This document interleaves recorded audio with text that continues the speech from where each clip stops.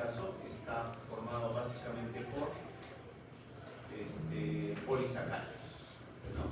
Entonces, de acuerdo a esos polisacáridos, es precisamente que se clasifican en serotipos, serogrupos. En este caso, hablando de Haemophilus influenza, hay una vacuna que incluye solamente un tipo de Haemophilus influenza, que en este caso es el Haemophilus influenza tipo B, del que hemos hablado un montón cuando hemos hablado de colitis, de sinusitis, de neumonías, ¿no? Estreptococo neumonía, existen un montón de serotipos, pero los serotipos que causan problema en el humano son más o menos 24, 25 serotipos, ¿ok? Que son precisamente aquellos que van a producir enfermedad invasora o enfermedad bacteriana severa, ¿no? Y finalmente tenemos a Neisseria meningitidis, que tiene básicamente 5 serogrupos que son los que causan problemas. Existen unos 13 serogrupos de Neisseria meningitidis o meningococo, pero los que van a generar enfermedad en el humano son estos 5: A, C, W y Y. ¿Por qué estos están acá juntitos? Porque precisamente hay una vacuna que me cubre A, C, W y Y. Y otra vacuna que cubre al serotipo o serogrupo B. ¿Okay? Muy bien. En cuanto al Streptococcus pneumoniae, hace unos años se inventó la vacuna conjugada, ¿no? Las vacunas conjugadas. Primero 7 valente, o sea que cubre 7 serotipos o cubría 7 serotipos, luego apareció la 10 valente, ¿no es cierto? Y actualmente usamos la 13 valente. Y este año, a fines de año, va a salir la 20 valente. Y va a salir la 15 valente. Pero se han salteado, ¿qué se llama? Van a sacar una vacuna 20 valente, o sea que cubre 20 serotipos de esos 25 o 24 que causan problemas en humanos, en especial, en este caso, en niños. Entonces, vamos a empezar hablando sobre Haemophilus influenza. Entonces, primero que es un bacilo, ¿no? Gram negativo, pleomórfico. Fíjense, no parece tanto un bacilo, ¿no? Es como un bacilo algo rechoncho, ¿no? Por eso se dice que es un bacilo gram negativo pleomórfico. Tiene la capacidad de colonizar e infectar el tracto respiratorio humano. Y eso, esta característica del Haemophilus influenza, lo va a compartir con el neumococo y con el meningococo. Lo primero que van a hacer estos gérmenes es colonizar, es ubicarse en la nasofaringe. Y a partir de la nasofaringe pueden llegar a otros lugares. ¿Okay? Entonces, típicamente, clásicamente, ¿no? El serotipo de Haemophilus influenza que causa enfermedad o que causaba enfermedad así severa era el serotipo B. Para eso es la vacuna, que conocemos como HIV, que no tiene nada que ver con el otro HIV que ustedes conocen. Entonces, en este caso, nos referimos al Haemophilus influenza tipo B. ¿No? Entonces, existen Haemophilus influenzas tipificables y Haemophilus influenzas no tipificables. De los tipificables, nosotros tenemos de la A hasta la F, son como 6 o 7, ¿no? Pero de esos, el más importante, entonces, si hablamos de Haemophilus influenza, ¿no es cierto? Tenemos los tipificables y los no tipificables. De los tipificables vamos a tener A, B, C, D, E y F. De esos, el más importante evidentemente va a ser este, ¿no? El B, para el que está dirigida la vacuna, ¿no? Que ha funcionado muy bien. Y los no tipificables son aquellos que no tienen un polisacárido característico, no tienen cápsula, y entonces entran en un solo grupo, como los no tipificables. Entonces, antes de que exista la vacuna, sobre todo que la vacuna ingresó en el mundo en el año 90, ¿no? En nuestro país se ingresaba en el año 2000. Y desde su ingreso, desde su uso, pues en los países en los que se ha utilizado, pues prácticamente ha desaparecido el hemófilos influenza tipo B.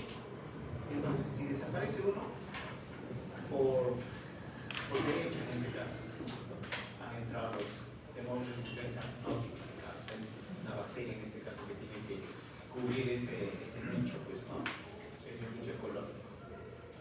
Entonces, hoy por hoy, esas cepas no tipificables de hemófilos influenza son responsables fundamentalmente de otitis, de rinosinusitis, de bronquitis y neumonías. Cuadros, felizmente, no muy severos, a diferencia de lo que producían antes, como por ejemplo meningitis, septicemias, epiglotitis. Imagínense una infección que afecta a la epiglotis y produce obstrucción de la vía aérea. Muchas personas adultas tienen acá una cicatriz producto de una tracheostomía, que era la única prácticamente opción de vida para esos pacientes, ¿no? Entonces, felizmente esos cuadros de meningitis y epiglotitis han ido desapareciendo. Lo que les decía, ¿no? Entonces, hemófilos influenza pueden ser tipificables, y de esos tipificables tenemos de la A a la F, y el serotipo B, por supuesto, va a ser el más lento, el más agresivo, el que va a producir cuadros invasivos. Y luego tenemos los no tipificables o no encapsulados, ¿no? Fíjense, la transmisión, igual que el meningococo, igual que el meningococo, es de persona a persona, ¿no? Por gotitas en el aire o por contacto directo con secreciones respiratorias. Los seres humanos son el único reservorio, y el principal evento que tiene que ocurrir antes de es la colonización de la nasofaringe. Entonces, cuando uno está en contacto con una persona que tiene, en este caso, hemófilos influenza, pues lo primero que tiene que ocurrir es que ese germen se ubique en la nasofaringe. A partir de la nasofaringe se va a disparar a otros lugares. Entonces, en hemófilos influenza, en neumococo y en meningococo, no se conoce el periodo de incubación. O sea, si ustedes están en contacto, por ejemplo, no han tenido varicela, ¿sí? No han tenido varicela y están en contacto con un paciente con varicela, a partir del momento en que uno esté en contacto, hasta que aparezcan los síntomas, a eso le vamos a llamar periodo de incubación. En este caso no se puede determinar un periodo de incubación exacto. ¿Por qué? Porque el germen se va a ubicar primero en la nasofaringe, y un tiempo X después puede o no producir la enfermedad, ¿no? Entonces puede estar horas, puede estar días, puede estar mucho más tiempo sin producir todavía la enfermedad, y en algún momento eventualmente se puede producir la enfermedad, ¿no? Entonces, por eso es que el periodo de incubación de estos cuadros, de los tres en realidad, pues no es fácil de determinar. ¿Okay? Esto como para que lo lean, ¿no? En cuanto a la patogénesis, lo primero que tiene que ver es la colonización de la nasofaringe. A partir de entonces, ¿no es cierto?, de la nasofaringe, por continuidad o por vía hematógena, pues van a llegar a otros lugares. Finalmente, produciendo la infección invasiva, ¿no es cierto?, si es que fuese hemófilos influenza tipo B, y algunas veces los no tipificables van a producir cuadros muy severos, ¿no?, como meningitis bacteriana, epiglotitis, artritis séptica, celulitis, pericarditis purulenta, endocarditis y osteomielitis. O sea, cuadros infecciosos severos. Ustedes ven, ¿no? O sea, cuando tenemos una osteomielitis, ¿cuánto tiempo de tratamiento le damos? ¿Cómo lo tratamos? No es igual que con una faringitis, una otitis, ¿no? Son cuadros mucho más agresivos. O una artritis séptica, por supuesto una meningitis va a requerir un tratamiento así especial. Vamos a buscar las dosis más altas, vamos a buscar el mejor antibiótico, ¿no es cierto?, para esos cuadros. En cambio, hemófilos influenza no tipificable van a producir cuadros, pues, digamos, menos severos, ¿no? Ahora, en la cápsula, en este caso el hemófilos influenza tipo B, en la cápsula tiene este componente que se llama PRP, ¿no? Poliribitol ribosa fosfato, o también se le dice poliribosil ribitol fosfato, ¿no? Entonces, este PRP es precisamente lo que finalmente se va a utilizar para producir la vacuna para hemófilos influenza del tipo B. ¿Okay? Entonces, ese polisacárido específico es el que causa problemas, pero al mismo tiempo es el que se utiliza para producir la vacuna. Algunos factores de riesgo para infección por hemófilos influenza tipo B básicamente están relacionados con la edad, ¿no es cierto? Niños menores de 5 años y estados de inmunodepresión o inmunosupresión, ¿no? Si ustedes se dan cuenta acá, hay esplenia, infección por VIH, deficiencia de inmunoglobulina, deficiencia de complemento, receptores de trasplante de células hematopoyéticas, vale decir, trasplante de médula ósea, quimioterapia, radioterapia, todos son, ¿no es cierto? Condiciones en las que va a haber inmunosupresión o inmunodeficiencia. Y por supuesto otros factores, hacinamiento, inmunización incompleta contra hemófilos influenza B y asistencia a guardería. Ya hemos dicho de que el contacto es, ¿no?, por secreciones, por contacto directo, por las gotitas de aire, ¿no?, que van a estar en el aire. Entonces esos van a ser los factores de riesgo para que un niño en este caso presente infección por hemófilos influenza. En cuanto a las manifestaciones clínicas, fíjense, hemófilos influenza, tanto el tipo B como los otros tipos como A, C, D, hasta la F que estamos viendo allá, ¿no es cierto?, pueden producir estos cuadros. Por supuesto, el primero siempre va a ser o era hemófilos influenza tipo B. Entonces podemos tener cuadros severos como meningitis, bacteriemia, cuadros menos graves como otitis, epiglotitis, uveitis, neumonía, empiema, pericarditis, artritis séptica, celulitis, endocarditis, osteomielitis, peritonitis. Prácticamente por vía hematógena pueden llegar a cualquier tejido, cualquier órgano. Y los hemófilos influenza no tipificables, por lo general, van a producir cuadros más leves, ¿no? Sinusitis, otitis, conjuntivitis, neumonía. Eventualmente pueden producir pues bacteriemia, meningitis, sepsis, ¿no?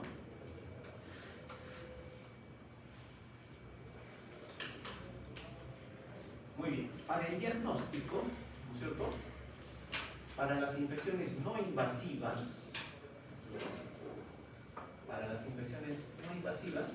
no es necesario buscar pues al germen específicamente, ¿no? Entonces, ahora, si lo encontramos por secreciones respiratorias, por ejemplo, va a ser difícil saber si es el germen que está produciendo la infección o solamente está colonizando, en este caso, la vía respiratoria, especial la nasofaringe. En cambio, para las infecciones invasivas, una osteomielitis, una pericarditis, ¿cierto?, en ese caso sí va a ser importante pues los cultivos y los métodos moleculares. Y el método molecular, ¿no?, más efectivo es la reacción en cadena polimerasa, PCR. Esto básicamente para las infecciones invasivas. En cuanto al tratamiento, fíjense, podemos usar beta-lactámicos, amoxicilina o amoxicilina con ácido clavulánico, ¿no?, entendiendo que hemófilos influenza sí puede producir beta-lactamases. ¿Okay? Cefalosporinas de segunda y de tercera generación, también se pueden usar fluoroquinolonas, ¿no es cierto?, ciprofloxacino o los derivados, macrólidos y tetraciclinas. ¿Okay? Ejemplo, para infecciones localizadas como otitis media y sinusitis, si estamos pensando en hemófilos influenza, podríamos utilizar amoxicilina con ácido clavulánico. Para infecciones sistémicas como bacteriemia o meningitis, entonces deberíamos empezar con una cefalosporina de tercera generación como ceftriaxona. ¿Okay? Eso como tratamiento empírico. Si ustedes ya tienen un cultivo positivo que les diga es tal germen y esta es la sensibilidad, o sea, ¿qué se llama?, responde mejor a tal o cual antibiótico, utilizaremos eso, ¿no? Pero en el tratamiento empírico, estos son los antibióticos que vamos a utilizar para infecciones por hemófilos influenza hemófilos influenza. En cuanto a la prevención, fíjense, ya sabemos que la transmisión es por vías respiratorias, por tanto, con las secreciones. Evidentemente, una higiene respiratoria y de manos va a ser importante en la transmisión, en evitar la transmisión de hemófilos influenza. Otras medidas preventivas, tenemos a la quimioprofilaxis post-exposición. Como antes era muy común la infección por hemófilos influenza del tipo B, con cuadros muy severos, ¿no es cierto? Entonces existía la quimioprofilaxis post-exposición. Entonces era básicamente con ciprofloxacino o acitromicina, pero es una práctica que ahora se está dejando de lado. ¿Por qué? Porque no es tan frecuente la infección por hemófilos influenza del tipo B. Lo que sí ha demostrado efectividad y se sigue haciendo y se tiene que seguir haciendo es la vacunación contra el hemófilos influenza del tipo B. Ya les decía de que la vacuna para hemófilos influenza del tipo B se ha comenzado a utilizar en el mundo en el año 1990. 10 años después hemos comenzado a utilizarlo nosotros, y al principio como una vacuna única, o sea, solamente venía vacuna para hemófilos influenza del tipo B. Pero luego ya era parte de, fíjense que es una vacuna exclusiva para hemófilos influenza del tipo B. Luego ya venía conjugado con o no, claro, como parte de, como una vacuna conjugada con con TPP, no, con difteria, pertussis y tétanos. Y actualmente se utiliza como la pentavalente del ministerio o como la hexavalente en la parte privada. Entonces, si nosotros tomamos como referencia la vacuna del Ministerio de Salud, ¿no es cierto? La vacuna para hemófilos influenza está como parte de lo que conocemos como la pentavalente, que va a incluir difteria, pertussis, tétanos, hepatitis B y por supuesto hemófilos influenza tipo B. ¿Okay? Y fíjense, este es el polisacárido que es el componente principal de la vacuna. Se conoce como PRP o polirribosilritol fosfato, que es una vacuna conjugada. Ya en algún momento también les he mencionado que en este caso la vacuna en base a polisacárido se conjuga con una proteína. Y esa cosita tan sencilla, ¿no es cierto?, hace que estos pacientes sean capaces de formar células B de memoria, que hace que la vacuna sea efectiva por mucho más tiempo. Por eso se llama vacuna conjugada. Entonces, eso implica de que ese polisacárido está asociado a una proteína transportadora, ¿no es cierto?, que hace que este paciente desarrolle células B de memoria, con lo que la respuesta inmune va a ser mucho más efectiva y más prolongada. Ahora, esas proteínas transportadoras, engañosamente, ¿no es cierto?, vienen de Neisseria meningitidis o del toxoide tetánico. Eso no significa de que esta vacuna proteja para meningococo o para tétanos. Es solamente una proteína transportadora que va a hacer que ese polisacárido tenga una mejor respuesta inmune. ¿Okay? Algunos efectos adversos de la vacuna no son importantes, básicamente son locales, dolor, entorpecimiento, hinchazón del lugar que se va a inyectar. ¿Okay? Entonces, esto en cuanto a hemófilos influenza tipo B. ¿No? Esta es la vacuna original. Fíjense, esta es la vacuna original del hemófilos influenza de tipo B, que se utilizaba exclusivamente para hemófilos influenza de tipo B. Después se ha ido asociando a una tetravalente, actualmente a una pentavalente, inclusive a una hexavalente. Entonces, la vacuna se ha ido probando y era seguro asociar, juntar varias vacunas en un solo inyectable.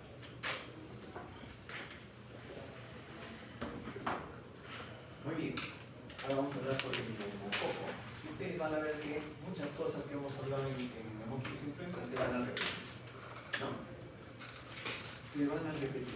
Esta es la estructura de los gérmenes encapsulados, ¿no? Tienen una membrana celular, tienen una pared celular, y sobre esa pared celular, en este caso, tienen una cápsula, ¿no?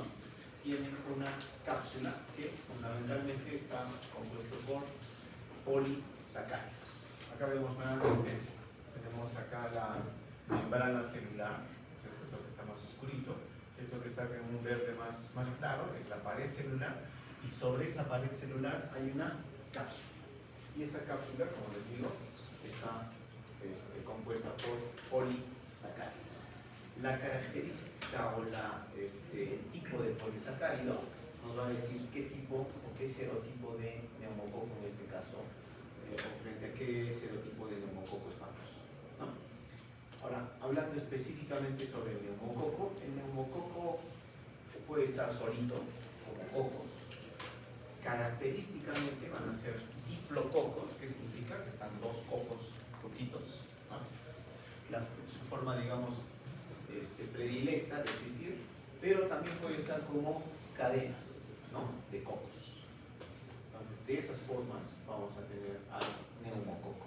Entonces, el neumococo es un coco gram positivo o un diplococo gram positivo. Entonces, cuando ustedes les informen, por ejemplo, manden un líquido y le hagan el gram y les informen como diplococo gram positivo, tenemos que pensar que se trata de un neumococo o streptococo neumonía.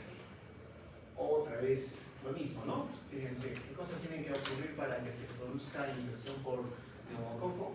Lo primero, tiene que haber una colonización de la nasofaringe.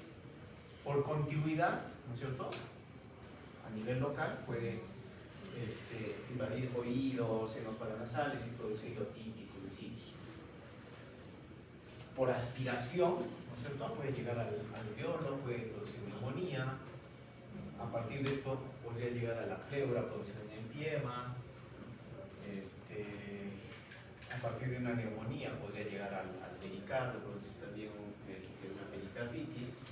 Y por vía hematógena, fíjense, pueden producirse septicemia, y a partir de eso dispararse a otros lugares, ¿no? En este caso pericardio, pleura, por supuesto peritoneo, articulaciones.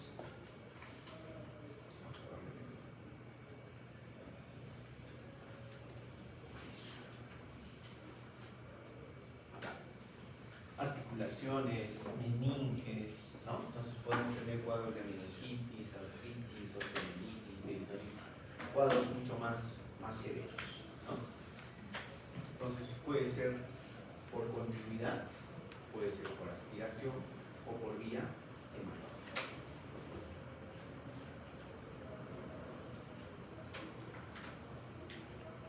Y esto se repite con hemófilos influenza, con neumococo, con meningococo, ¿no?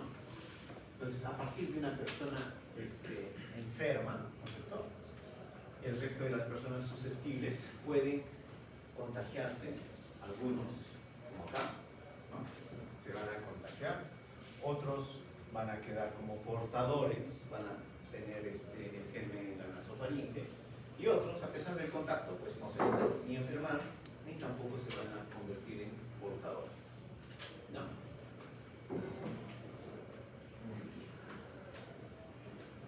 Nuevamente, fíjense, el evento principal, ¿no es cierto?, dentro de la fisiopatología es la colonización de la nasofaringe.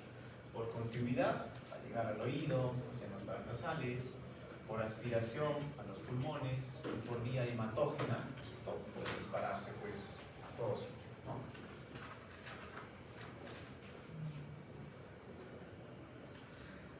Fíjense, la enfermedad, en este caso por el neumococo, cómo se comporta en los diferentes periodos de vida, ¿no? En los menores de 5 años, ¿no es cierto?, buena parte pueden ser bacterianos, y Y otro grupo importante pueden ser meningitis. Fíjense, bacteriemia y meningitis, o sea, dos cuadros muy severos se pueden presentar en niños menores de 5 años. Entre los 5 y 65 años, fíjense, las meningitis disminuyen un montón, las bacteriemias que se mantienen, ¿sí? Pero la gran mayoría van a presentarse como neumonía, ¿no? Como neumonía. Y en los adultos mayores, ¿no? Esto va a ser todavía mucho más evidente. Va a ser mucho más frecuente la presentación de neumonías, las bacteriemias como que se mantienen, pero el resto de cuadros, ¿cierto? Meningitis, endocarditis, otitis, sinusitis van a disminuir un montón. ¿Okay? Entonces, en los menores de 5 años, fíjense, se puede presentar como dos cuadros muy agresivos, como meningitis o como bacteria. Y conforme va pasando la edad, ¿cierto? Va a ser más frecuente la presentación como neumonía, ¿no? Acá era una cuarta parte, acá es más del 50% y acá mucho más todavía.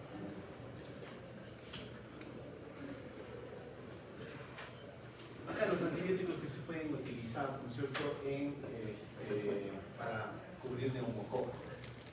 Puede ser simplemente con penicilina G, ¿sí? Puede ser con amoxicilina, puede ser con cefalosporinas de tercera generación, en especial para cuadros, por ejemplo, como meningitis, otras cefalosporinas, pero también tenemos otros antibióticos como clindamicina, citromicina, quinolonas. Entonces, son todos estos antibióticos los que podemos utilizar para neumococo. Ojo, para neumococo no se justifica utilizar amoxicilina como ácido cloruránico. ¿Por qué? Porque el neumococo no es capaz de producir beta-lactamases. ¿Ya?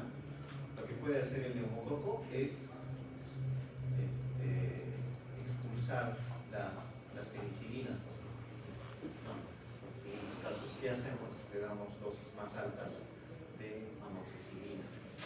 ¿No? Una otitis, una sinusitis, no le vamos a dar a 40, 50 miligramos, le damos 80, 90, 100 miligramos por kilo de amoxicilina. Entonces acá la solución no es darle amoxicilina como ácido cloruránico. A veces pensamos de que un antibiótico más caro, ¿no es cierto?, o en este caso asociado a ácido cloruránico va a ser mejor, y eso no es cierto. Esto como para que entiendan, ¿no es cierto?, cómo es que funcionan las vacunas conjugadas. Se dice vacuna conjugada para Haemophilus influenza, para neumococo en este caso, para meningococo.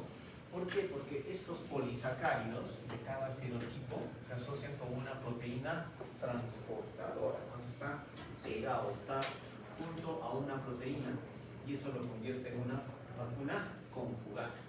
Si fuese solamente esto, esa es una vacuna de polisacáridos, que también nos vamos a ver ahora. ¿Ya? Entonces, esa vacuna para, en este caso, neumococo, y ocurre lo mismo, les decía, en Haemophilus influenza y en el meningococo, pues se junta una proteína, y eso hace que a través de las células T, finalmente se produzcan células B de memoria, que hace que esta vacuna dure más tiempo, sea más inmunogénica, ¿no? Responde rápido y también rápidamente se van a ir clonando estas células, produciendo una muy buena respuesta y por largo tiempo. ¿Okay? Eso en cuanto a las vacunas conjugadas. Ahora, dentro de esta proteína, generalmente estas proteínas provienen de meningococo, ¿no es cierto?, o provienen de toxoide etálico.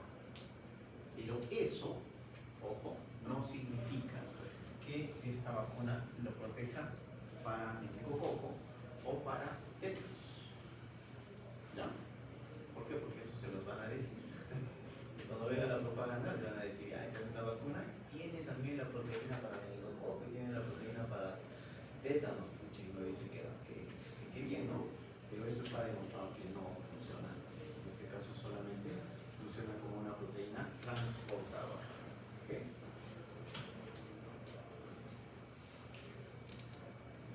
Muy bien. A ver, ¿cómo han ido evolucionando las vacunas para neumococo? Lo primero que se creó, ¿no es cierto?, es una vacuna en base a polisacáridos. Y esto se sigue utilizando en adultos, ¿ya? O en niños mayores de 2 años.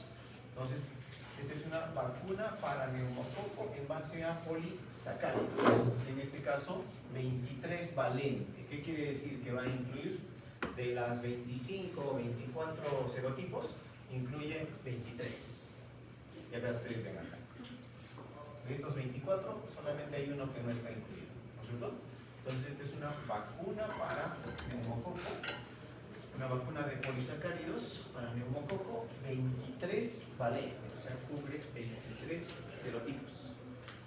Años después, ¿no es cierto?, se dieron cuenta de que esto había que estar vacunando pues constante, porque en el adulto hay que vacunar cada 5 años. Entonces se dio cuenta que conjugando precisamente con una proteína, entonces tenemos acá una vacuna conjugada para neumococo. Al principio era solamente 7 valente. ¿Qué quiere decir? Que cubre estos 7 serotipos. ¿Ya? 7 serotipos.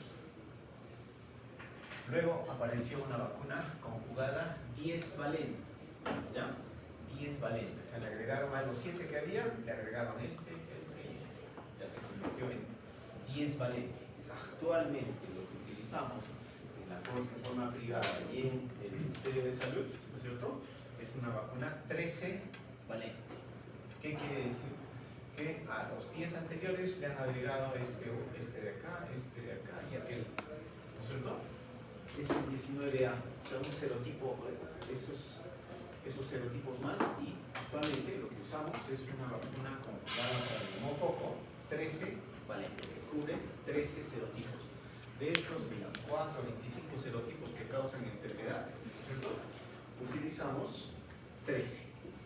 Y este año, fin de año, va a salir una 20 valente, vacuna conjugada para el neumococo 20 valente. ¿Cuáles de estos serotipos incluirán? No sé, pero por supuesto que van a estar dirigidos a esos 24, 25 serotipos que son los que producen enfermedad en el humano. ¿Okay?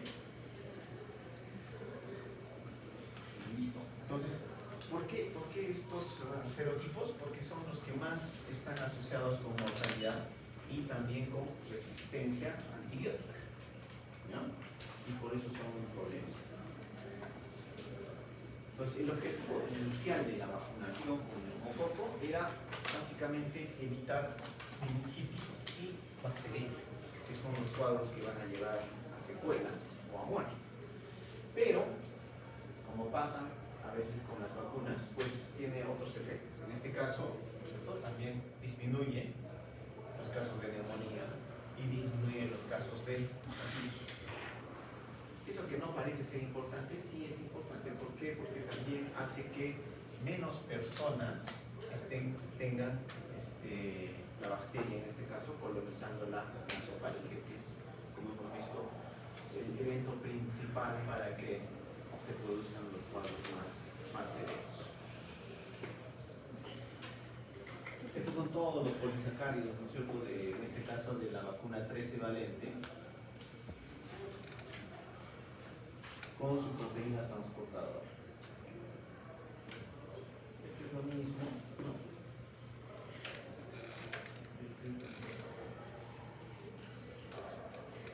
Habíamos dicho de que Haemophilus influenza, desde que se utiliza Haemophilus influenza, la enfermedad por Haemophilus influenza tipo B prácticamente ha desaparecido.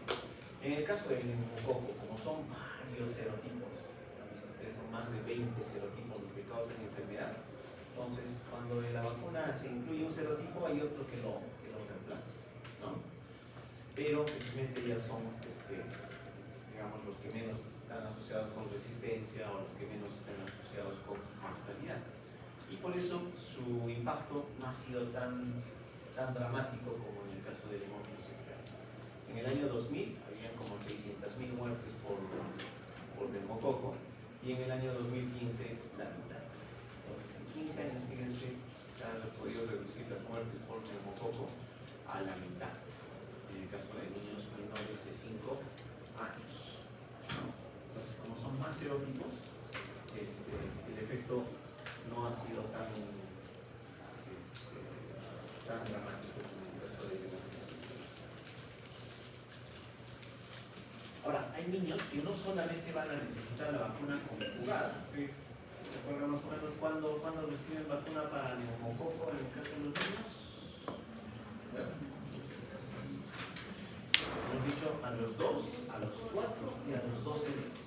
En nuestro país es a los 2, a los 4 y a los 12 meses. ¿Okay? Pero hay algunos niños que ya salen de esa edad, nosotros ya tienen más de 2 años, y además de haber recibido la vacuna conjugada, si es que no la recibieron antes, tienen que recibir vacuna 23 valente. ¿Por qué? Porque me está cubriendo esos serotipos que no están cubiertos por la vacuna conjugada.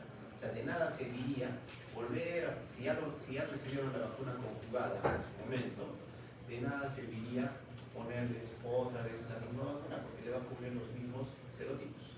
Entonces, a esos niños, a estos niños, ahorita vamos a ver quiénes son, hay que colocarles la vacuna polisacárida 23 valente, que me cubre esos serotipos que no están cubiertos, parte de esos serotipos que no están cubiertos por la vacuna conjugada. Entonces, esto que estamos viendo probablemente cambie cuando exista pues una vacuna, cuando ya estemos utilizando una vacuna 20 valente o de repente 23 o 24 valente, pero conjugada. ¿Okay? Pues por el momento, a estos niños con algún tipo de inmunosupresión, ¿cierto? Como esplenia, inmunodeficiencia, VIH, falla renal crónica, síndrome nefrótico, neoplasias malignas, o inmunosupresión diatrógena, en este caso básicamente por el uso de corticoides, por ejemplo. Entonces, esos niños deberían, además de haber recibido su vacuna conjugada, si no lo recibieron todavía, tienen que recibir vacuna 23 valente, pero polisacárida, para cubrir esos serotipos que no se han cubierto antes con la vacuna conjugada. Aquellos niños que tengan defectos en la barrera anatómica, por ejemplo, que tengan fuga de líquido cefalorraquídeo, que hayan sido sometidos a implante coclear, otras enfermedades crónicas, enfermedad cardíaca crónica, enfermedad pulmonar crónica, diabetes mellitus, enfermedad crónica del hígado, alcoholismo. Entonces, esas condiciones hacen que un niño o un adolescente no solamente reciba vacuna conjugada, sino también la vacuna 23 valente. ¿Okay? Y como para que no se olviden, ¿sí? Los momentos en los que tienen que recibir la vacuna para neumococo: a los 2 meses, a los 4 meses y a los 12 meses. En otros países ponen a los 2, a los 4, a los 6 y le ponen un refuerzo a los 12. Y en otros le ponen a los 2, a los 4 y a los 6 y no colocan a los 12 meses. Entonces cada uno tiene que ver, ¿no es cierto? A ver a quiénes quiere cubrir, a quiénes quiere proteger, cuál es su mapa epidemiológico en cuanto al neumococo en este caso. Y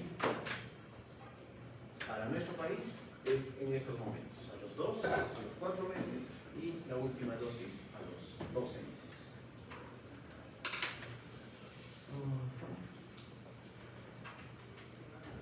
Entonces, se iban a venir estas dos vacunas, ¿no? La 15 valente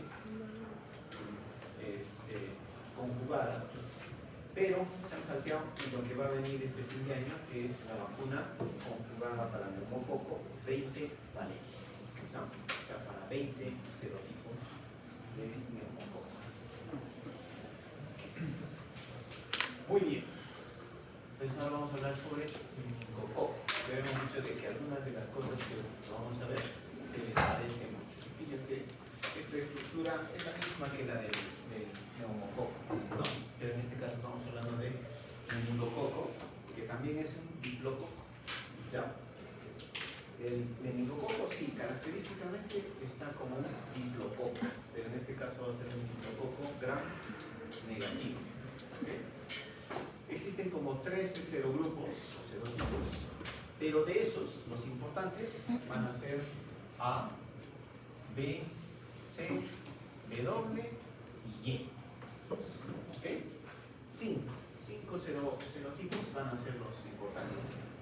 Hay una vacuna que me cubre A, C, W y Y, que la tenemos en el país. Y desde el año pasado tenemos esta vacuna, que es la vacuna para meningococo B. El meningococo B es como la oveja negra de este grupo, que tiene ciertas características que han sido todo un reto, ¿no? Crear una vacuna para el meningococo B, pero existe. Entonces, hablamos de meningococo Neisseria meningitidis, es un diplococo gram negativo. Hay más o menos como 13 grupos, 13 serogrupos basados en el polisacárido capsular. Ese polisacárido que está ahí en la cápsula, ¿no es cierto?, de la bacteria, pues es la que le da la identidad en este caso, ¿no? Entonces, estos 5 serogrupos A, B, C, W y Y son los que van a causar la gran mayoría de casos de meningitis o meningococcemia.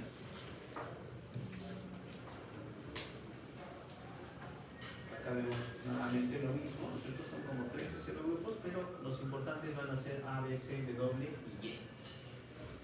Entonces hay una vacuna para A, C, W, Y una distinta para meningococo B.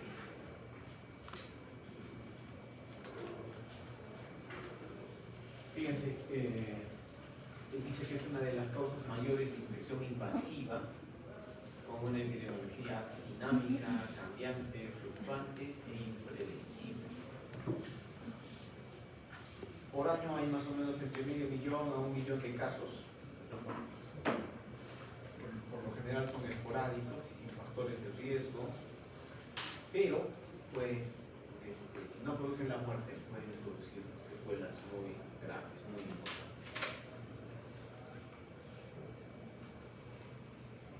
Estos son los cuadros clínicos que se pueden producir por Neisseria meningitidis. Existen dos cuadros, digamos, así característicos, ¿no? Se puede presentar como meningitis por meningococo, o como septicemia, que también se llama meningococemia. Entonces, los cuadros de meningitis van a venir pues, con los síntomas clásicos, ¿no? Fiebre, cefalea, rigidez de nuca, náusea, fotofobia, alteración de la conciencia, convulsiones, y fíjense, tienen una mortalidad de 10 a 14%, pero secuelas. Y la septicemia o meningococemia va a ser mucho más agresiva todavía, ¿no? Y viene con fiebre, con petequias, con rash, con hipotensión, con shock, fallo multiorgánico y muerte dentro de las primeras 24 horas. Es así de rápido, ¿no? Y tiene una mortalidad hasta del 40%.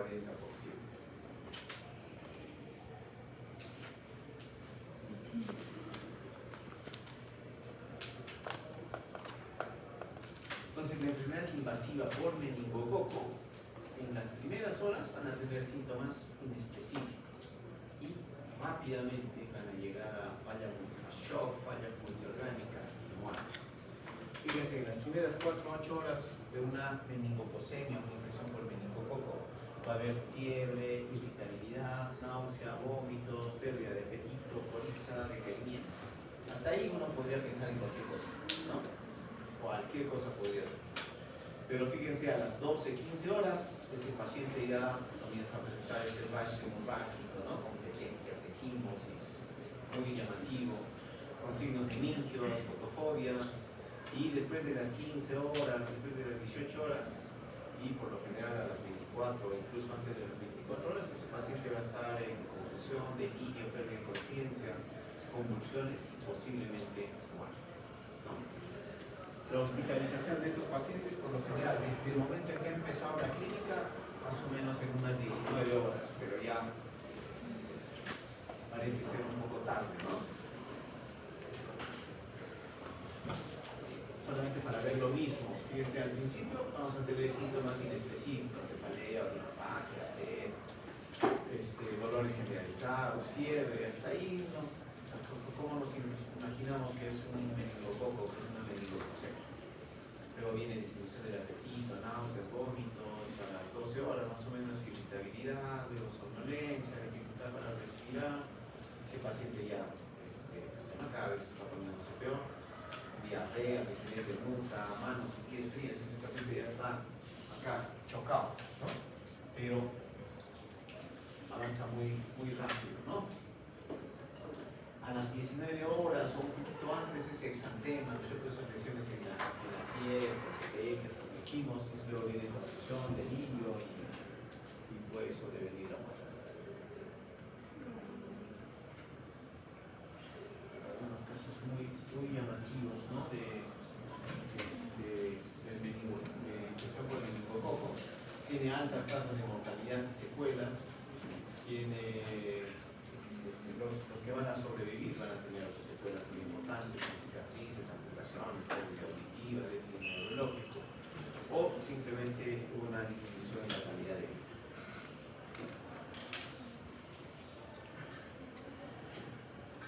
Esto ya lo hemos visto para hemófilos influenza, lo hemos visto para el neumococo, ¿no es cierto?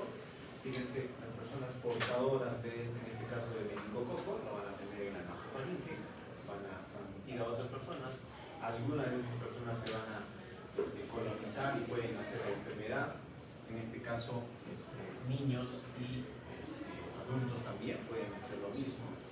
Pues algunas personas se van a contagiar y van a hacer la enfermedad y otras solamente van a convertirse en portadores y van a estar colonizados por el meningococo y van a continuar teniendo la posibilidad de contagiar. Hay países en los que se vacuna definitivamente para meningococo. En nuestro país, por ejemplo, no está incluido dentro de nuestro calendario de vacunación.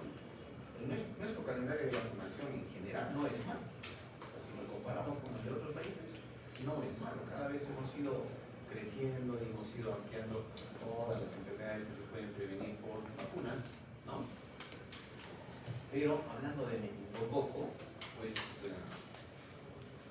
nos queda usar la vacuna y la otra vez pues, cruzar los dedos que nunca le alguno de nuestros pacientes o en este caso familiares pues en algún momento tenga una enfermedad por meningococo, porque ya han visto cómo de rápido puede evolucionar, ¿no? ¿Qué más? La verdad es que una vez que una vez que empieza la enfermedad, en este caso nos da poco tiempo para tratarlo, para prevenir complicaciones.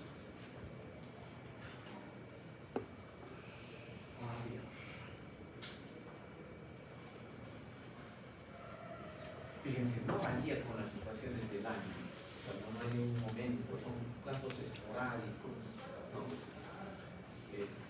Ahora, si nosotros aislamos una cepa de la nasofaringe de una persona, no necesariamente esa cepa o ese serotipo va a ser el responsable de la enfermedad meningocócica, no hay esa relación.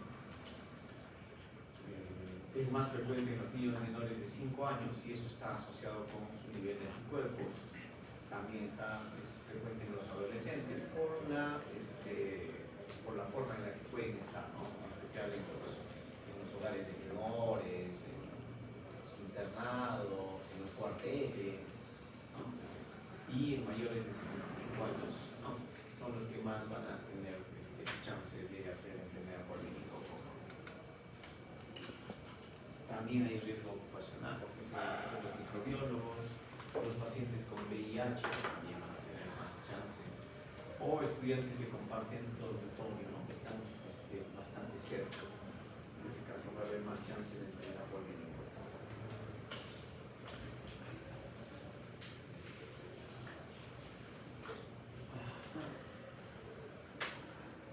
A ver, algunas otras cosas. Por lo general, ¿no es cierto?, va a ser una enfermedad epidémica, pero hay lugares donde es una enfermedad endémica. En África subsahariana, ¿no es cierto?, es una enfermedad endémica, poco, pero sí un montón, ¿no? Entonces, por ejemplo, en nuestros países, acá en Latinoamérica, los países que más tienen meningococos son Brasil, Argentina, Chile, que a pesar de que están en este caso Brasil y Chile están cerca de nosotros, realmente no tenemos esa cantidad de casos que tienen. ¿No?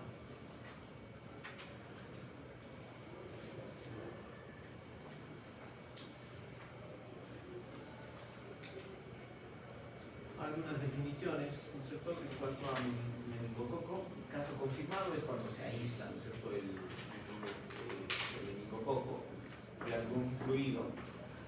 Caso probable es cuando tenemos positivo, ya sea por látex o por PCR, por supuesto con clínica, pero sin cultivos positivos. Caso primario es aquel que está confirmado, pero sin que haya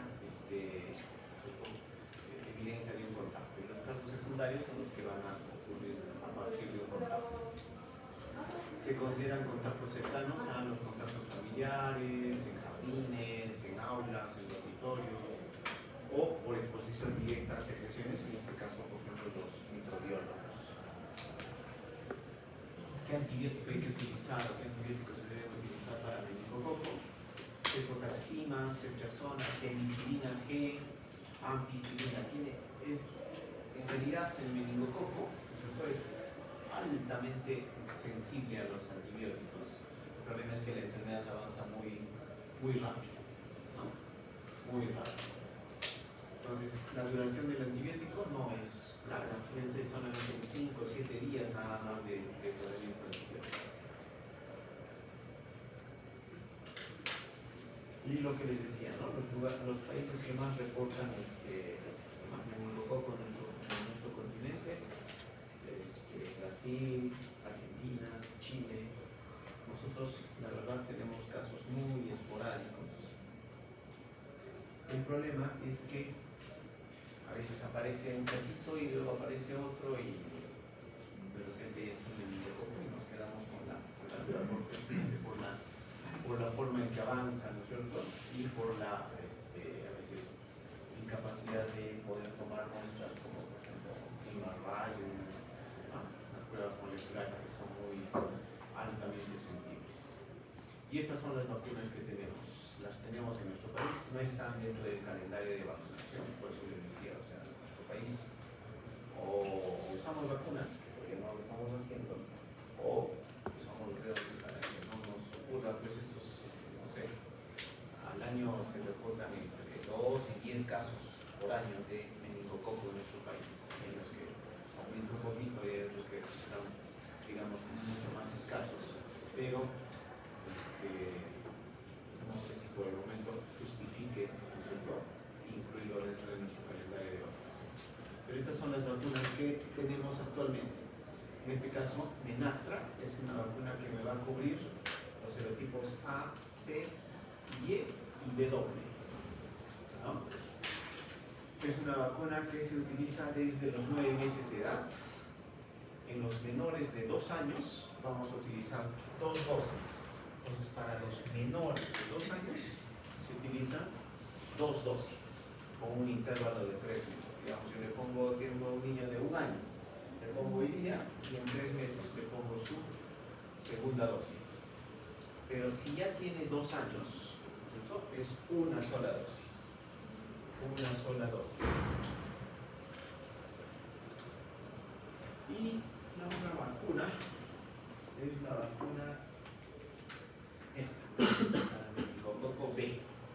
Lo que tenemos desde el año pasado es esta vacuna para meningococo B. ¿Ya? Tampoco está dentro del calendario de vacunación todavía. Hay otra vacuna en el mundo que no la tenemos disponible en nuestro país. ¿Okay? Entonces, con esto hemos empezado y con esto terminamos. Dentro de estos gérmenes encapsulados, Haemophilus influenzae, Streptococcus pneumoniae y Neisseria meningitidis, fíjense, estos son los serotipos que pueden causar problemas. En el caso de Haemophilus influenza era uno solo, está congelado. En el caso de neumococo son 25 serotipos.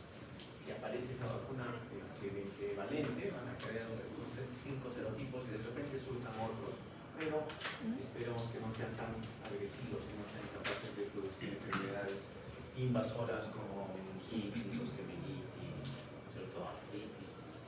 Lo mismo con Neisseria meningitidis. Son básicamente 5 serogrupos que se pueden controlar con vacuna, pero que en nuestro país todavía no está. No. Hay países cercanos al nuestro, donde es más frecuente el meningococo, donde sí se está utilizando vacunas para meningococo. En este caso, esta vacuna que incluye los serotipos A, C, W y últimamente serotipo B, que no es una vacuna conjugada. De todas estas, esta es la única que no tiene una vacuna conjugada. Tiene varios componentes del meningococo, pero no es una vacuna conjugada que sí tienen todos nosotros. ¿Okay? ¿Preguntas? Sí. La evolución era muy rápida, ¿no? Del meningococo. ¿Qué categoría podría tomar más o menos para caminar? ¿Hace cuánto? Hace unos 7, 8 años tuvimos 2 niñas de 5 años, es decir, 2 niñas del mismo colegio, ¿no es cierto? Una vino previa, ambas previamente sanas, una vino, ¿no es cierto? La vieron, sin cuadro respiratorio común y corriente, la mandaron a su casa, regresó, la volvimos a ver, le pidieron algunos exámenes, se fue a casa y regresó chocada. Menos de 2 meses. Regresó chocada, o sea, hicimos de todo, ¿no? Lo que se hace en un shock y falleció en 30 horas, pero falleció. A los días nada más, otra vez en el mismo colegio, no sé, más o menos con la misma historia, entonces ya estábamos asustados. No esperamos mucho, la ingresamos todo, comenzamos a chequearla, en poco rato se chocó y no igual falleció. Hicimos exámenes de todo tipo y no salió nada positivo, salvo en uno de los casos salió influenza. Pero estábamos seguros, o sospechábamos bastante que haya sido un meningococo. Para entonces no usábamos todavía FilmArray, esos métodos moleculares, no los usábamos, ya existen hace un tiempo ya en nuestro país, pero no los usamos, ahora sí los usamos con frecuencia. Entonces, o sea, cuando ya se ha desencadenado en este caso, o cuando estamos sospechando, ¿no es cierto? Ya de repente ya haya comenzado. ¿No? Entonces, cuando tenemos un cuadro de ese tipo, hay que ver rápido, cultivar todo lo que se pueda cultivar y comenzar el antibiótico. El meningococo, como les digo, es altamente sensible a los antibióticos. Con una cefalosporina de tercera va bien. Y si pudiésemos evitar, cortar, ¿no es cierto?, el proceso y que no se termine chocando y no termine haciendo falla multiorgánica y luego sobrevenga la muerte, estaría bien. Pero es difícil sospechar, es difícil identificar estos puntos. ¿No? Sí, pero hay que cultivarlos. Eso no justifica pues que le pongamos antibiótico a todo el mundo. No, pues se llama no vas a esperar el cultivo. Tú tomas el cultivo y empiezas el antibiótico. ¿Cierto? No empiezas el antibiótico y después. ¿Ya? ¿Algo más? Muy bien, grupo 1, hablar sobre hepatitis A y hepatitis B.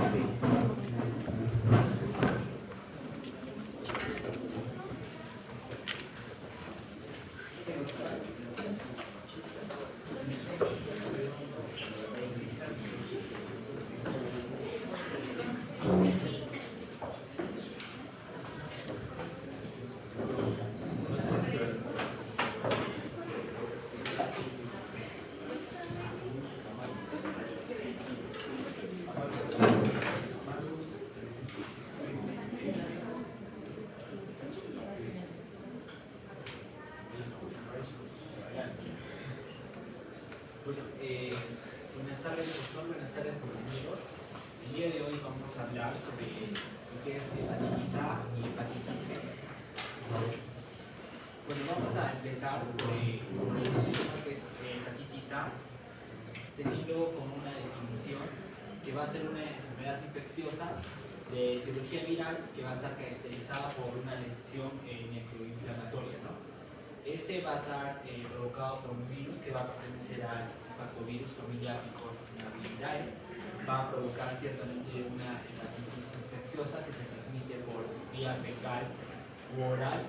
Va a tener un periodo de incubación más o menos de 15-50 días y va a tener su periodo de mayor transmisibilidad de 1 a 2 semanas antes del inicio de la ictericia o de la elevación de las enzimas hepáticas, ¿no? En cuanto a la epidemiología, se dice que al 2023 probable brote de síndrome febril ictérico en un grupo de adolescentes que habían participado en un evento deportivo escolar de Oxapampa. Se identificó 20 casos presentes de la localidad de Villarrica entre los 13 y 15 años y de acuerdo a con los hallazgos preliminares de la investigación, el cuadro clínico y los resultados de laboratorio presentemente corresponde a un brote de hepatitis A, ¿no? Últimamente se ha estado dando con mayor prevalencia en niños menores de 5 a 10 años y es una fuerte infección, ¿no? Estaría asociado ciertamente también a algunos factores de riesgo que vamos a ir presentándolos más adelante. Bueno, como etiología y factores de riesgo, básicamente vamos a tener al virus de la hepatitis A. Este va a ser un virus ARN, va a pertenecer al género Parnavirus, de la familia Picornavirus. Solo existe un serotipo y es termoestable, tiene un número limitado de huéspedes, concretamente el ser humano, y muy rara vez en otros organismos. Como factores de riesgo hemos considerado básicamente a contacto persona a persona. Normalmente la transmisión se da en los hogares o en los centros de estudio. Transmisión sexual como una guía también, pero que no se da en este caso en los niños. La transmisión de centro de atención diurna, transmisión entre familiares y localmente familiares, ¿no? Ahora también es muy importante el factor de riesgo del entorno social, ya que si se debe encontrar por ejemplo en un hacinamiento o en condiciones no tan higiénicas, puede haber un mayor riesgo de infección. Bueno, básicamente la patogénesis va a constar de 2 fases. La infección por virus de la hepatitis A tradicionalmente se ha considerado como un proceso bifásico. La primera fase va a corresponder a la etapa no citopática, en la cual vamos a observar que va a haber una replicación viral. Esto ocurre exclusivamente dentro del citoplasma del hepatocito. Ahora, este virus de la hepatitis A se va a liberar a la bilis en ausencia de la elevación de las enzimas hepáticas y va a haber una eliminación fecal, ¿no? Que va a comenzar antes de la elevación de la alanina nitrotransferasa. En la segunda etapa va a estar la etapa citopática, en la cual vamos a encontrar básicamente la infiltración por vía de la zona portal. Aquí ya va a ocurrir un proceso de necrosis. Puede haber también lo que es la erosión de la placa limitante y la ALT que se va a ver elevada, ¿no? Bueno, dentro de las manifestaciones clínicas, el virus de la hepatitis A va a causar generalmente una hepatitis aguda, donde va a tener una mayor probabilidad de ser sintomática, por ejemplo en adolescentes mayores o adultos, ¿no? O en pacientes que van a tener como antecedente trastornos hepáticos o aquellos inmunodeprimidos, ¿no? Tiene una duración típica aproximadamente de 7 a 14 días. Se dice que rara vez se va a asociar con un patrón de recaída y puede o no desencadenar una respuesta autoinmune en algunos huéspedes que estén predispuestos, ¿no? Dentro de ello también vamos a observar que va a existir algunos órganos que van a estar predispuestos o que también van a estar afectados, como por ejemplo vamos a observar un incremento del tamaño de ganglios linfáticos regionales, también un incremento del tamaño del vaso, va a haber una anemia plástica, va a haber también va a haber cambios en la estructura, ¿no? De las velocidades y observación del tracto, en algunos casos mortales, ¿no? Puede darse también pancreatitis o miocarditis agudas, el cual es muy raro, pero sí se ha reportado en algunos casos. También puede ocasionar nefritis, artritis, vasculitis, leucocitoplástica y lo que es crioglobulinemia como consecuencia de un complejo circular. Bueno, en este caso ya considerando lo que es la enfermedad aguda que va a presentar los síntomas dentro de los 15 a 50 días después de la exposición. En promedio se dice que en los 28 días va a tener un comienzo súbito que puede generar o sospecha cuando vamos a observar, por ejemplo, que haya una disminución o una pérdida completa del apetito, el paciente presente fiebre, dolor abdominal, náuseas, vómito y lo más clásico que sería el ictericia. Bueno, este es un cartel donde nos dice que aprendamos a reconocer los síntomas, que básicamente enfoca también, y lo único que sería que es la cólera, ¿no? Que se presenta en la presente de heces blanquecinas. También lo que es la coluria, que es la coloración oscura de la orina, y malestar general con debilitamiento o cansancio.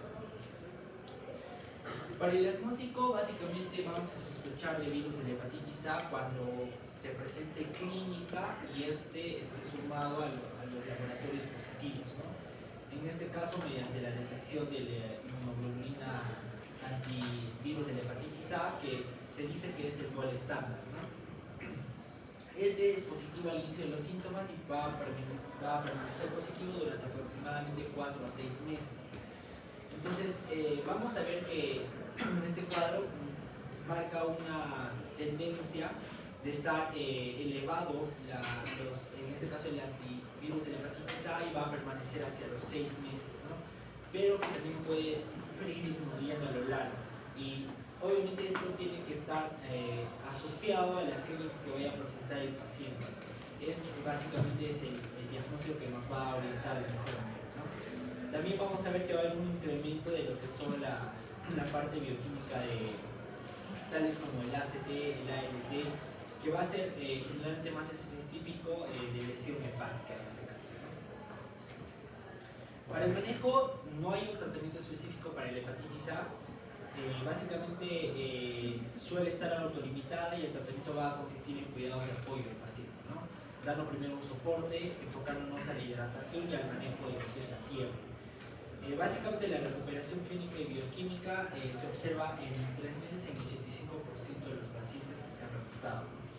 Y los medicamentos que pueden generalmente causar daño hepático, que sean metabolizados por el hígado, deben usarse con precaución para no empeorar el cuadro del paciente. Ahora, los pacientes rara vez van a requerir hospitalización, excepto en el caso de ingresos breves para hidratación y evaluación, o en aquellos que van a desarrollar ciertamente una insuficiencia hepática.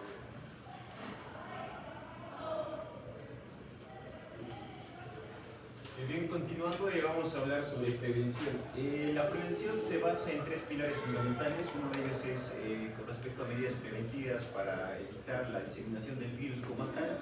La segunda se basa en la administración intramuscular de inmunoglobulina y la tercera en la vacuna. Antes de hablar tenemos que tener en cuenta de que los pacientes con virus de hepatitis A van a ser contagiosos desde 2 semanas antes y 7 días después, ¿no?, de que presente el cuadro clínico, basados en la ictericia propiamente dicha.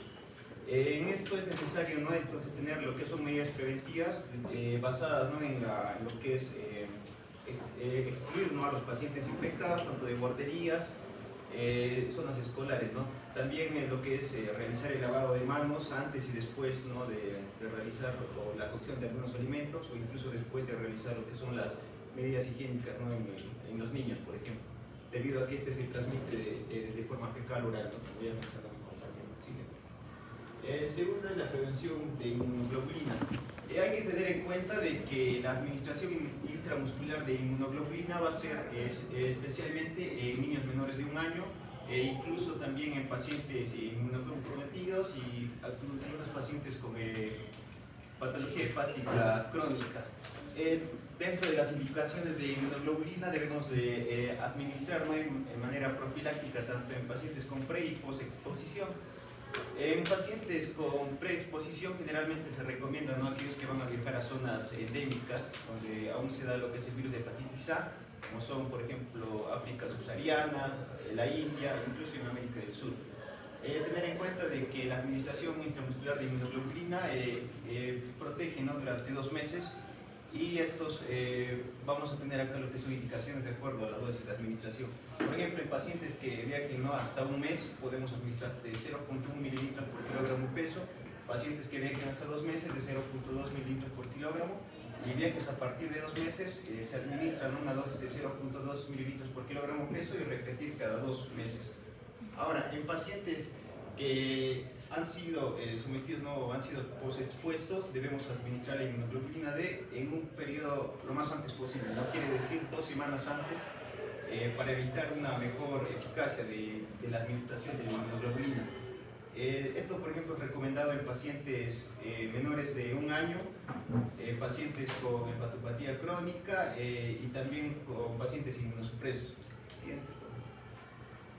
Ya, con respecto a la prevención de la vacuna, puede administrarse, ¿no?, con respecto a 2 vacunas frente a virus de hepatitis A inactivadas, que van a ser muy inmunógenas y seguras, y han tenido un enorme impacto, ¿no?, sobre la prevención de la infección por virus de hepatitis A. Generalmente la vacuna se ha aprobado en mayores de 1 año. También se realiza, ¿no?, lo que es la administración de la vacuna. Incluso se han realizado estudios para ver si se puede administrar con otras vacunas, en las cuales se ha asociado, ¿no?, de que puede administrarse tanto la vacuna para el virus de la hepatitis A y el virus de la hepatitis B, ambas en la misma aplicación, pero a partir de mayores de 18 años. Tener en cuenta de que la vacuna contra el virus de la hepatitis A llega a adquirir lo que es la seroconversión en un 90% en la primera dosis. Quiere decir que vamos a encontrar títulos de anticuerpos hasta un 90%, ¿no?, después de aplicar la primera dosis. En pacientes con una segunda dosis alcanza lo que es una seroconversión del 100%. Generalmente la tasa de anticuerpos después de aplicar la vacuna tiende a tener una duración de aproximadamente 10 años. En el Perú, en la guía del MINSA encontramos de que se llega a administrar, ¿no?, en la dosis a partir de los 15 meses de edad, en una sola dosis de 0.5 mililitros. Para realizar los diagnósticos diferenciales es importante tener en cuenta el cuadro clínico del paciente. Si bien es cierto, va a venir con un cuadro de ictericia asociado, ¿no?, a una tinción de mucosas y piel, también vamos a encontrar dolor a nivel de hipocondrio derecho al momento de la palpación, asociado, ¿no?, a esplenomegalia y también a linfadenopatías.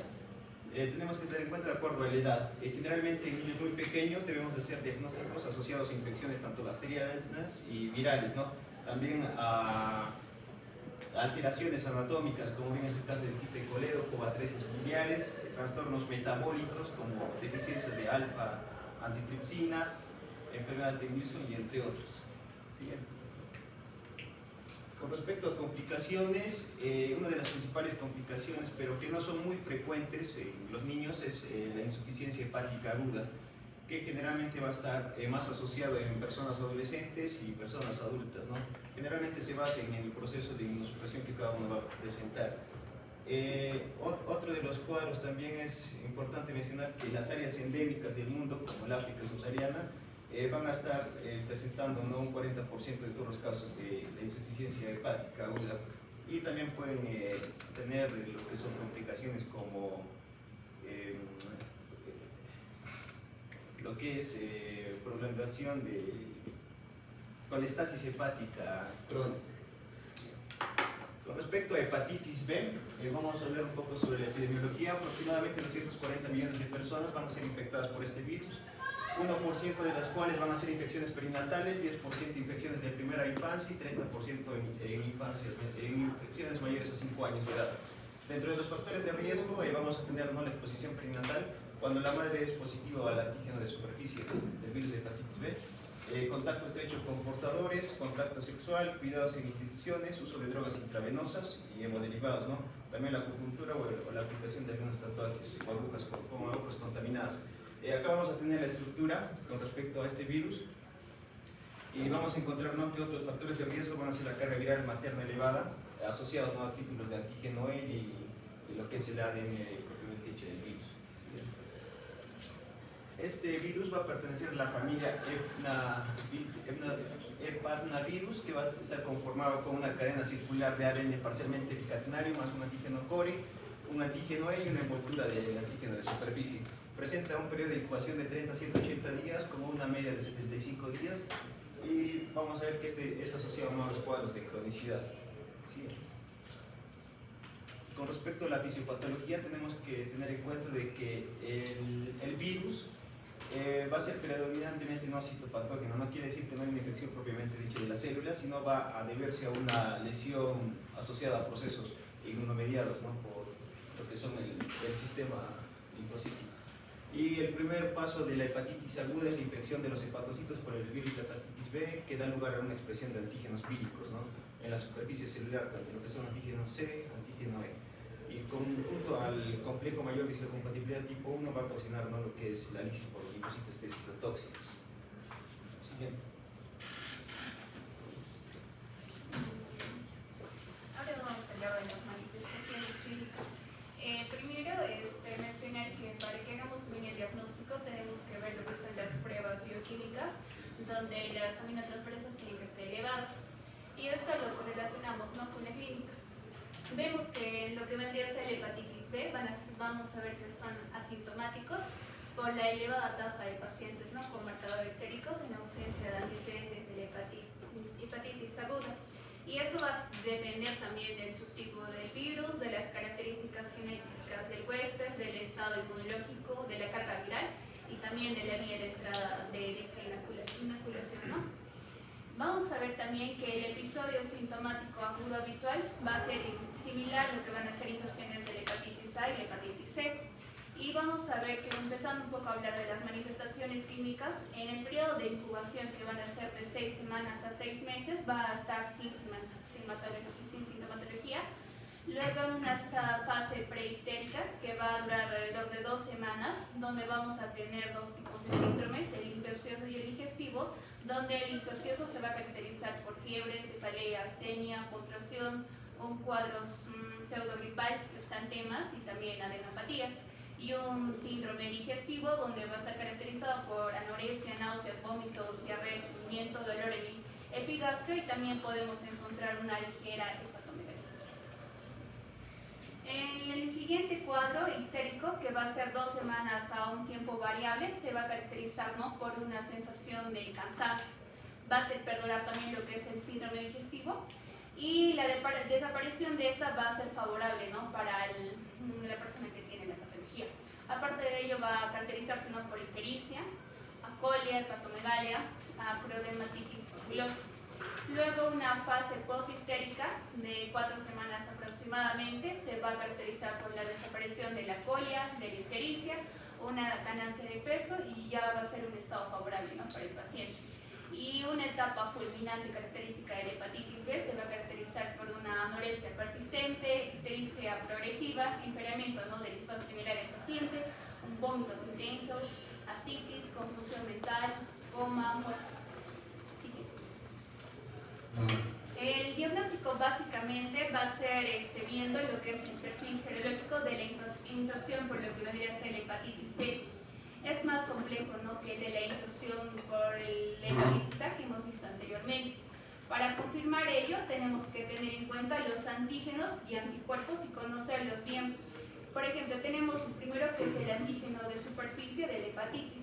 Este va a ser el marcador serológico más precoz, y su elevación va a coincidir con lo que es la aparición de los síntomas, ¿no? La persistencia de este puede ser hasta de 6 meses y define el estado de una infección crónica. Luego tenemos lo que vendría a ser el anticuerpo contra el antígeno nuclear, que se va a elevar poco después de la infección y va a permanecer positiva durante muchos meses, antes de su sustitución por el anticuerpo contra el antígeno nuclear, que persiste, ¿no?, durante años. Y también tenemos el anticuerpo de superficie, que va a marcar lo que es la recuperación serológica y la protección. Acá vemos un cuadrito donde nos indica, ¿no?, un poco de la serología de lo que vendría a ser la hepatitis B, para que nos guiemos un poco. Nunca infectado va a ser todo negativo, una infección aguda precoz, donde el antígeno de superficie va a estar positivo y el ADN de la hepatitis B va a ser positivo, también puede ser negativo. En una infección aguda, el antígeno de superficie de la hepatitis B el anti-HBs total también va a estar positivo y entre otros, ¿no? Que nos va a indicar la infección aguda. Y así los siguientes. El tratamiento de la hepatitis B va a ser en gran medida lo que va a ser un soporte, y esto se va a complementar más la monitorización de la insuficiencia hepática y de las enfermedades hepáticas va a ser, ¿no?, fundamental. En lo que va a ser el tratamiento de la hepatitis B crónica, está en fase de evolución, ¿no? No hay ningún fármaco ahorita que logre erradicar completamente el virus. En niños, básicamente nuestro manejo debe ser individualizado y efectuado bajo la atención de un patólogo pediátrico. Y el objetivo del tratamiento va a ser reducir lo que va a ser la replicación viral definida por la ausencia del ADN viral detectable en el suero y el desarrollo, ¿no?, del denominado seroconversión. El tratamiento solo está indicado en pacientes con la forma inmunoactiva. Tenemos también lo que vendría a ser 3 formas de lo que vendría a ser esta patología, que es la inmunotolerante, inmunoactiva y la inactiva, en la cual solamente hay tratamiento, como dice ahí, de la inmunoactiva, ¿no? Esta va a ser caracterizada por la elevación de las aminotransferasas y también la fibrosis de la biopsia hepática. Tenemos también lo que va a ser el interferón alfa 2B, que estos van a tener efectos inmunomoduladores y antivirales. Su uso va a estar limitado por su administración subcutánea y el tratamiento va a ser durante 24 semanas. Luego tenemos lo que es la lamivudina, que es un análogo de nucleosídico sintético que va a inhibir lo que es la enzima viral de la transcriptasa inversa. Tiene que utilizarse un mínimo de 6 meses, ¿no?, después de la eliminación y la aparición de una nueva cepa. Tenemos también lo que es el adefovir, que es un análogo de purina que inhibe la replicación viral, que está aprobado en niños mayores de 12 años, ¿no? El entecavir, que es un análogo del nucleósido que inhibe la replicación viral y está aprobado en mayores de 2 años. Y el tenofovir, que es un análogo del nucleótido que inhibe la replicación viral, también está aprobado en adolescentes mayores de 12 años. Los pacientes inmunotolerantes con concentraciones elevadas de lo que vendría a ser las aminotransferasas con antígeno positivos y carga viral elevada no se van a considerar candidatos para este tratamiento. En la prevención, lo que tenemos que hacer es un cribado en lo que vendría a ser las mujeres embarazadas del antígeno de superficie de la hepatitis B. Luego también hacer un análisis del ADN del virus de la hepatitis B en mujeres embarazadas, ¿no?, con antígeno de superficie positivas, con sugerencias de tratamiento antiviral para así reducir la transmisión perinatal que hablamos al inicio, ¿no?, que es el 90% de factor de riesgo, ¿no?, para estos pacientes. También la profilaxis, que viene a ser la vacuna e inmunoglobulina contra la hepatitis B en lactantes nacidos, mujeres de antígeno de superficie positivas, ¿no? La vacunación universal de todos los lactantes comenzando al nacer como protección, ¿no?, de nacidos por madres infectadas por hepatitis B que no han sido identificadas en la etapa prenatal. También lo que vendría a ser la vacunación rutinaria de los niños no vacunados previamente, menores de 19 años, y la vacunación de adultos con riesgo de infección por hepatitis. Vamos a ver que en lo que vendría a ser la vacunación solo existe 2 vacunas, lo que es la Reconviraf de la hepatitis B y el Engeris, que van a ser aprobadas para lo que es el empleo de niños y son las únicas preparaciones autorizadas para lactantes menores, ¿no?, de 6 meses. Se pueden utilizarse 3 vacunas de combinación. Vemos que la seropositividad es superior al 95% con todas las vacunas, lo que consigue después de la segunda dosis, y la tercera dosis ya va a ser de refuerzo. El análisis postvacunal debe realizarse de 9 a 18 meses y es permisible utilizar una 4ª dosis, ¿no?, de la vacuna cuando se utilizan vacunas combinadas. En el cronograma del MINSA, en lo que vendría a ser la vacunación de la hepatitis, está en los recién nacidos 2, 4 y 6 meses de vida. Y tenemos que tener en cuenta también que los efectos secundarios de esta van a ser el dolor en el sitio de la inyección y fiebre en un 6%. El Pediatrix en personas entre las 6 semanas y 6 años de vida y el RIN aprobado en personas mayores de 18 años. La formulación adulta se va a administrar en una pauta de 2 dosis. Dentro de las complicaciones de lo que vendría a ser la hepatitis B, vamos a ver que va a estar, ¿no?, la insuficiencia hepática aguda, que esto va a generar lo que es una coagulopatía, encefalopatía, edema cerebral, y el riesgo, ¿no?, de una insuficiencia hepática aguda aumenta cuando hay una sobreinfección por hepatitis D, que se incrementa la mortalidad con un 30%. También tenemos lo que es una hepatitis crónica, lo que generaría una cirrosis, una hepatopatía terminal y un hepatocarcinoma, y una glomerulonefritis, ¿no?, membranosa con depósitos de complemento en capilares glomerulares, y también el depósito de antígeno B en los capilares, ¿no? Y esto también puede llevar a una complicación rara por hepatitis C. Y eso es todo.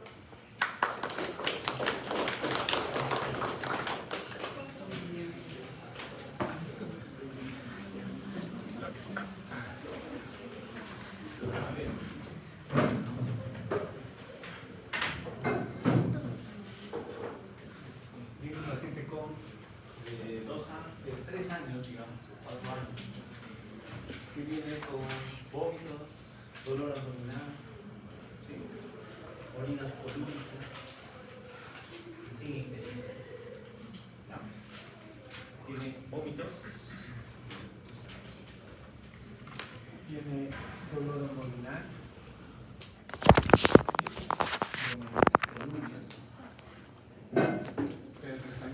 no tiene ictericia. Ictericia no. No tiene ictericia. ¿Qué pensaría? Tiene 4 años. No ha recibido vacuna para hepatitis.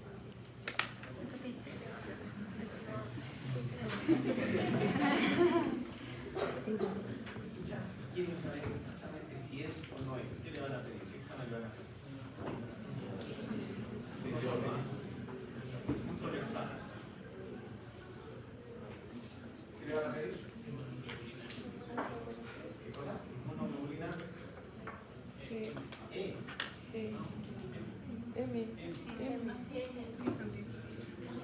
Le van a pedir IgM para el virus de hepatitis A.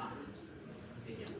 O sea, específicamente le van a pedir, ¿sí?, IgM para hepatitis viral A. Así se llama. ¿Ya? Y si, digamos, quieren saber, van a un jardín y quieren saber si esos niños han tenido ya hepatitis, ¿cuántos de esos niños han tenido hepatitis A? Le van a pedir IgG para hepatitis viral A. ¿Sí? Ahora, ¿esos exámenes serán necesarios la mayoría de las veces? No. ¿Pero por qué? Porque la gran mayoría de estos niños con hepatitis A van a ser enfermedades natural. Es más, muchos ni siquiera vamos a recoger enfermedades. No. Bueno, muchos van a ser asintomáticos. Pero de la cantidad grande de niños que hacen hepatitis A, unos cuantos van a ser, ¿no es cierto?, falla hepática. Y esa falla hepática puede terminar en falla hepática fulminante y necesidad de trasplante hepático. Entonces, basta un niño que requiera trasplante hepático, eso justifica vacunar para hepatitis A. Y nosotros vacunamos para hepatitis A desde hace 2 años o año y medio. Entonces, hace año y medio que sí, dentro de nuestro calendario de vacunación está vacuna para hepatitis A. ¿Ok? Eso por un lado. Ahora, ¿quién es ese paciente? Este es un paciente en el que tú quieres saber si es hepatitis A o no. Entonces, no le pides IgM para hepatitis A. ¿Ya? En un paciente que ya está haciendo falla hepática, ¿no? Entonces, ¿cómo van a determinar ustedes si ese paciente está haciendo falla hepática e inclusive si necesita trasplante hepático? ¿Con qué examen? Ahí dicen lo que vamos a mirar. ¿Qué más? ¿Perdón? ¿Ah? ¿Qué examen le van a pedir? Transaminasas por dos. TGP, ajá, transaminasas. Fosfatasa alcalina. La fosfatasa alcalina en los niños siempre está elevada. Los niños están en TGO y crisis. TGP. Fosfatasa alcalina siempre va a estar. Ya, TGO, TGP. Algo les va a decir, ¿cierto? Ya, pero ¿con qué examen ustedes van a decir si este paciente tiene falla hepática y necesita trasplante hepático? Bilirrubinas. Igual, voy a pedirle bilirrubinas y sus bilirrubinas totales van a estar acá y más de la mitad de esas bilirrubinas totales van a ser bilirrubina directa. Porque va a haber dos correstadas, ¿cierto? Pero ¿qué examen le van a pedir para que ustedes digan, oh, el paciente está muy mal? ¿Cómo se manifiesta la falla hepática en niños? La severidad de la falla hepática, ¿cómo lo evalúas? ¿Qué se va a afectar? Los bilirrubinos.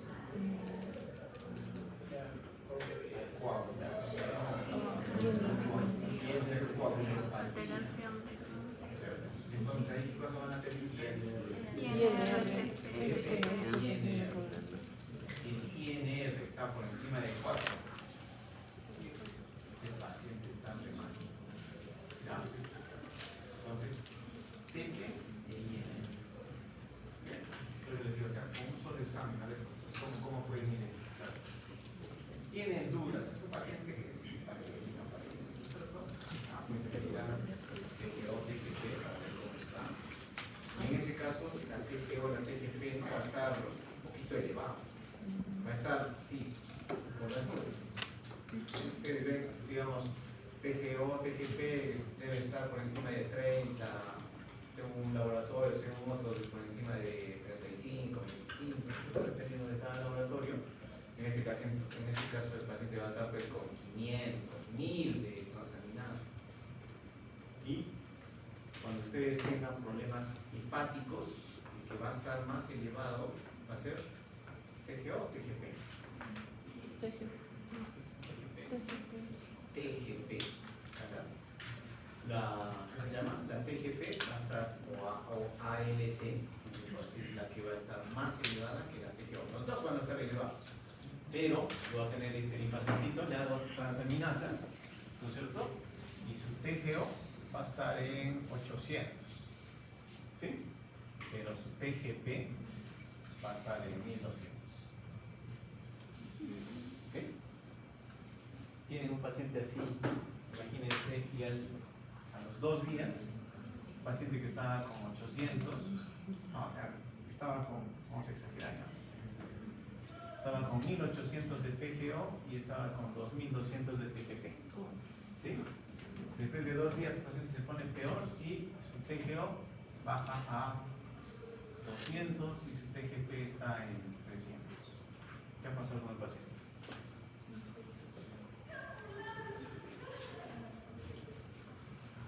A ver chicos, ¿está mejor, cierto? El paciente tenía a su ingreso 1800 de TGO y 2200 de TGP. En 2 días se pone peor. Está de mal, ya está el ventilador, todo. Pero su TGO bajó a 200, su TGP a 300. ¿Qué significa eso? Ya no hay hepatocitos, ya fueron. Esa elevación de TGO, de TGP, nos está diciendo que esos hepatocitos pues, está viendo, se llama destrucción de hepatocitos. Entonces, cuando bruscamente caigan vuestras transaminasas, ya hay muchos hepatocitos. El paciente está pidiendo trasplante, está pidiendo otro hígado. ¿Sí? Eso en cuanto a hepatitis A. ¿Ya? Y en hepatitis B, ¿no es cierto? Tienen que saber esto de acá. Esto. Y eso tienen que saber. cómo interpretar estas pruebas. Tienen un pacientito, ¿no es cierto? Al que le hacen todos los exámenes. Tienen un super laboratorio y le piden todo. Y lo único que sale positivo es su antígeno de superficie. ¿Ya? Sale positivo su anti-HBsAg.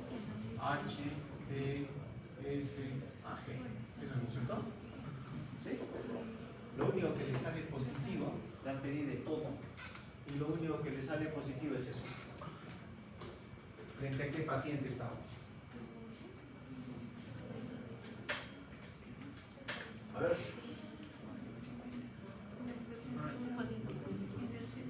¿Qué dicen? Tienen recursos, un super hospital, ¿cierto? Y le piden de todo. Todo lo que decía hepatitis B, ustedes me mandan. Todo. Y lo único que le sale positivo es el antígeno de superficie. Es un paciente vacunado. ¿Ya? Es un paciente que nunca está en contacto con el virus y que ha sido vacunado. ¿Qué cosa le ponen en la vacuna? Le ponen antígeno de superficie. ¿Sí? Lo que viene en la vacuna es el antígeno de superficie, que en este caso ya es recombinante, o sea, no es que lo hayan sacado del virus. Lo han producido en laboratorio. Entonces, el paciente vacunado lo único que va a tener positivo es su antígeno de superficie. Por ejemplo, a nosotros, que nunca hemos tenido contacto con el virus de hepatitis B, trabajamos en un hospital, trabajamos en salud, nos ponen la vacuna que van a poner, o ya les han puesto estudiantes, internos, no les han puesto antes la vacuna, y se supone que nunca han estado en contacto con el virus, y lo que tienen que tener es su antígeno de superficie por encima de 10. Si le sale 500.000, bien. Ahora, hay personas que les ponen la vacuna, nunca responden. Hay un porcentaje pequeñito de personas que lamentablemente no responden. Les ponemos todo su esquema, hay que volver a repetirles el esquema y en algunos casos ya sabemos que están en riesgo, o sea, nunca van a responder a la vacuna. Un porcentaje pequeñito que no van a responder a la vacuna. ¿Ya? Hace unos meses hemos tenido un niño al que, sí, eso que les estoy diciendo es cierto. Encontraron, ¿qué se llama? Hicieron pruebas y salió antígeno E positivo. Era un paciente que no teníamos que pedirle nada, le piden todos los exámenes para hepatitis B. Interno le dicen el examen es para hepatitis B, por agarrar ahí. Todo lo que decía hepatitis B le piden. Y sale positivo antígeno E. El chico va a romperse la cabeza. No, perdón. Es otro paciente. Le piden todo y todo sale negativo. Incluso su antiantígeno de superficie. Y ese niño es igual, ¿no? Nos lo hemos repetido y efectivamente estaba negativo su antiantígeno de superficie. Ese niño, a pesar de haber recibido la vacuna, no respondió. Entonces, a infectología le ha aplicado nuevamente la vacuna. Veremos a ver en el tiempo si es que responde. Si no responde, bueno, ya sabemos que no respondió a la vacuna. ¿Ya? Otro paciente, imagínense, ¿no? Igual, le piden todo lo que quieran pedirle, no es realidad. Y sale, y sabemos que en este caso ha habido transfusiones, ha habido algún factor de riesgo, ¿no es cierto?, que nos obliga en este caso a pedirle exámenes, y nos sale todo negativo, ¿ya? Todo negativo, y lo único que nos sale positivo es el anticore IgM. Lo único que sale positivo es el anticore IgM. ¿Ya? ¿Qué significa eso?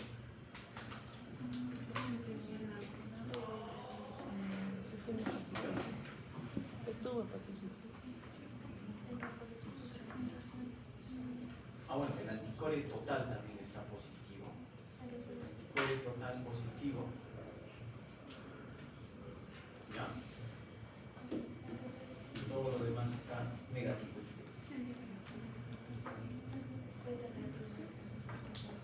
¿Qué significa eso? Es una infección aguda, ¿no? Se recién va a positivizar el antígeno de superficie, ¿no? Pero ya salió positivo el anticore total. Entonces, cuando ustedes estén sospechando de hepatitis B, las dos únicas cosas que tienen que pedir para evitar sus problemas, las dos únicas cosas que tienen que pedir es anticore total y antígeno de superficie. ¿Ya? El antígeno de superficie les va a decir si ha habido contacto con el virus o si actualmente tiene virus. Y el anticore total va a medir tanto IgM como IgG para la hepatitis B, en este caso para el antígeno central o antígeno core, ¿no es cierto? Y va a salir positivo en cualquiera de los dos casos, si fuese IgM o IgG. Entonces ustedes ya, es que les sale positivo esto, van a hacer un análisis más específico y le van a pedir el anticore IgM para saber si es una infección reciente. ¿Ya? Entonces no pidan de todo, no pidan todo lo que hay, pidan de así racionalmente. En este caso le van a pedir antígeno de superficie y anticore total. Si los dos salen negativos, ese niño no tiene la enfermedad, nunca ha tenido la enfermedad. ¿Sí? Esos dos nada más. Ahora, tienen un paciente en el que quieren saber, en especial personal de salud, ¿no? Y quieren saber si está protegido, le van a pedir antígeno de superficie. ¿Ya? Si en algún momento estuvo, digamos, por encima de 10, estaba protegido y baja a menos de 10, ese paciente tiene que recibir un refuerzo. Y en un tiempo le hacen un control para ver si ya está nuevamente protegido. ¿Ya? Entonces, este cuadrito tienen que saber interpretar, ¿no? O sea, todas esas combinaciones. ¿Qué más? Entonces, antígeno de superficie me dice infección aguda o crónica, ¿no es cierto? El anticore total me habla de contacto con el virus. Puede ser reciente o alguna vez, ¿no es cierto? El anticore IgM me está hablando de infección aguda o contacto reciente, ¿no? El antiantígeno de superficie, dos cosas. Uno, que está vacunado, o dos, que ha hecho la enfermedad y se curó solo. La mayor parte de las personas que se infectan con la hepatitis B se van a curar completamente solos. Entonces, si me sale positivo antiantígeno de superficie, ¿qué quiere decir? O está vacunado, nunca ha tenido contacto con el virus, o se contagió, ¿no es cierto? Pero se curó y desarrolló antígeno de superficie. ¿Sí? Pero ese paciente también, miren, se curó solo, ¿no es cierto? Pero también tiene positivo.